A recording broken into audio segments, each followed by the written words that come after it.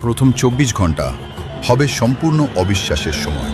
মানুষ প্রথমে বুঝতেই পারবে না কি ঘটছে, তারপর ধীরে ধীরে খবর ছড়িয়ে পড়বে পাম্পে আর তেল নেই। এক মুহূর্তে পুরো দেশ ছুটে যাবে পেট্রোল পাম্পের দিকে। গাড়ির লাইন, মানুষের ভিড়, অস্থিরতা সব একসাথে। কিন্তু কয়েক ঘন্টার মধ্যেই বাস্তবতা পরিষ্কার হয়ে যাবে। স্টোরেজ খালি, সরবরাহ বন্ধ। কি হবে? বর্তমান পরিস্থিতির প্রেক্ষিতে বাংলাদেশে যদি একদিন হঠাৎ করেই এই তেল শেষ হয়ে যায়, মাত্র ২ থেকে ৩ দিনের মধ্যে দেশ থেমে যেতে শুরু করবে। রাস্তা থেকে বাস হারিয়ে যাবে, ট্রাক থেমে যাবে হাইওয়ের মাঝপথে, আর তার সাথে থেমে যাবে সরবরাহ ব্যবস্থা। ঢাকা শহরের বাজারে খাবার আসা কমে যাবে, সবজি, মাছ, দুধ সবকিছুর প্রবাহ ধীরে ধীরে কমে যাবে। আর যেটা থাকবে সেটা হলো দাম বাড়ার চাপ।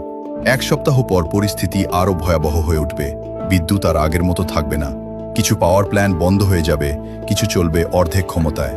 লোডশেডিং হয়ে যাবে দৈনন্দিন জীবনের অংশ। মানুষ ঘরে বসে অন্ধকারে সময় কাটাবে।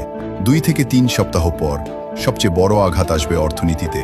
কারখানা ধীরে ধীরে বন্ধ হয়ে যাবে, গার্মেন্টসের উৎপাদন কমে যাবে, রপ্তানি অর্ডার সময় মতো পূরণ করা সম্ভব হবে না।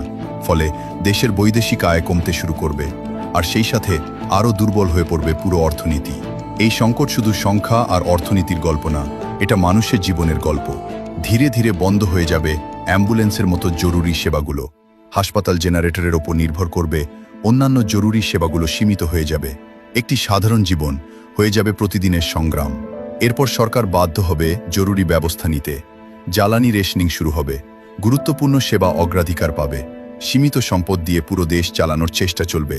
কিন্তু সমস্যা হলো, এটা শুধু দেশের ভেতরের সংকট না, এটা বৈশ্বিক বাজারের ওপরও নির্ভরশীল।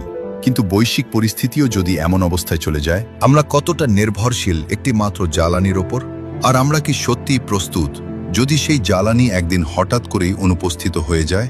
কারণ তেল শুধু গাড়ি চালায় না, এটা পুরো সভ্যতাকে চালায়।